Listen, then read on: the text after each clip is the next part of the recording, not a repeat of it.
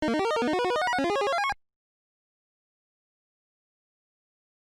been a console gamer since the day my dad brought home a Nintendo 64 back in 1996.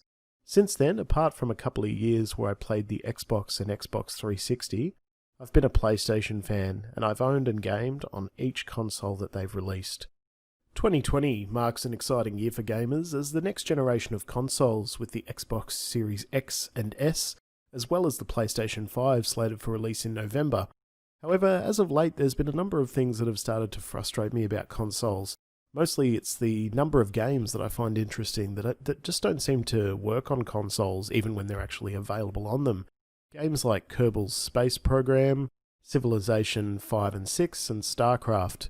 But it's also the number of games that are considered groundbreaking that I've never had the chance to play before. Games like Half-Life 2, Star Wars Knights of the Old Republic, and Counter-Strike. With all this in mind, I decided 2020 was going to be the year that I built my own gaming PC and leveled up my gaming. This is leveling up.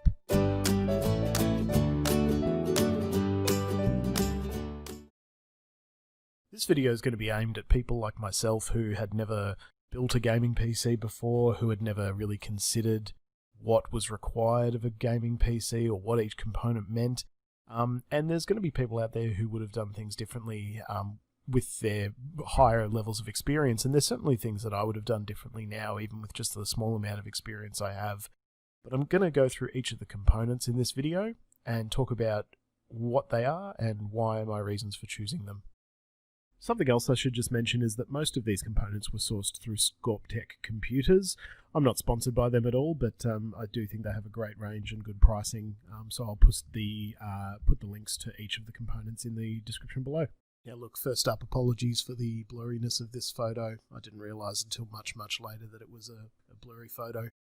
Now the first decision you need to make when building your computer is what type of build you're going to go for, and that really comes down to what brand of CPU you're going to choose.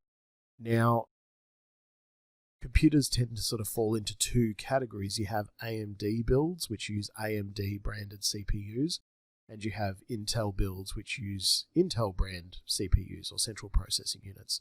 Now I chose an AMD, and I chose AMD Ryzen 5 2600, which is a 6-core 12-thread CPU, and the number of cores and threads really refers to the number of processors it can do at the same time.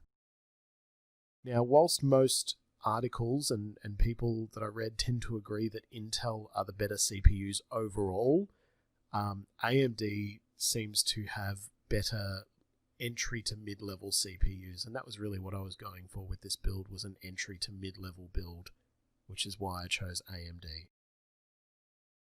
Once you've chosen your CPU, you next need to choose a motherboard that is compatible with the type of CPU that you've chosen.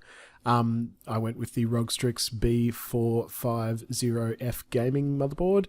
I don't really have much of a reason why I chose this particular one, other than it was a good price and it had some good reviews. Next up, we have the GPU or graphics processing unit, and I chose the MSI Radeon RX 580. If I'm being completely honest, this is the only component that I'm not 100% happy with. I think that I probably would have been better off spending a little bit more and getting a better performing unit and a better reviewed unit, and it's certainly something that I'm going to be looking at replacing as soon as the new NVIDIA 3000 series come out.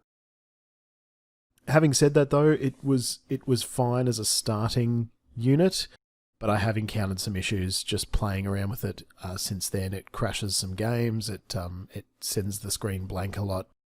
So yeah, not 100% happy with it.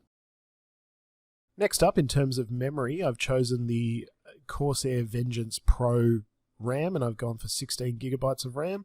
I'll be looking at adding to that in the near future. But 16 gigabytes is working just fine for me now. I've also got a 1 terabyte Samsung solid state drive or SSD, and the model is 860 EVO. Something that I didn't have at the time of building but have since added is an extra HDD, just an extra hard disk drive. And so I've gone with a Seagate 4TB Barracuda hard drive.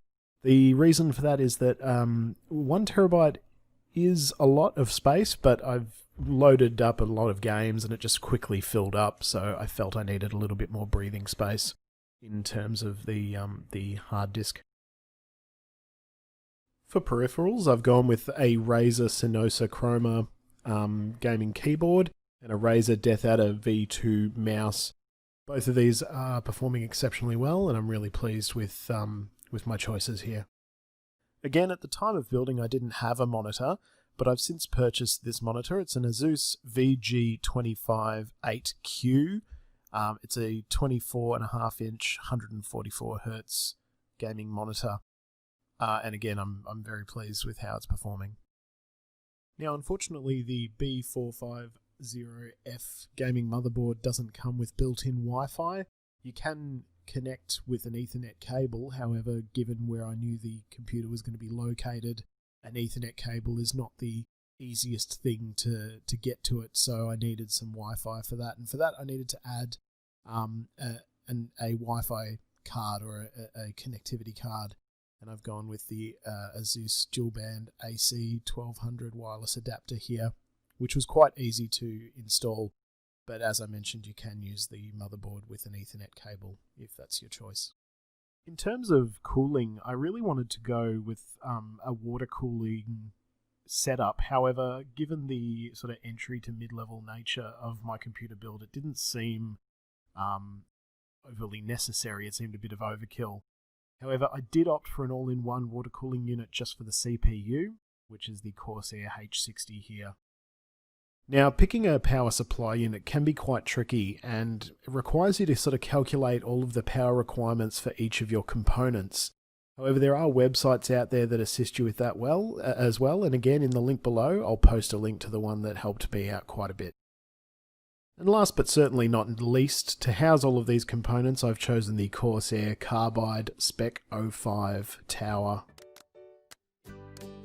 Alright, so those are all the components I used on my computer build. The next video I will actually be doing the build, so you'll be able to watch along as I piece them all together. Check out the links below if you like the look of any of these components, and if you want to watch me as I level up my gaming, please remember to hit the like and subscribe buttons below. Thank you.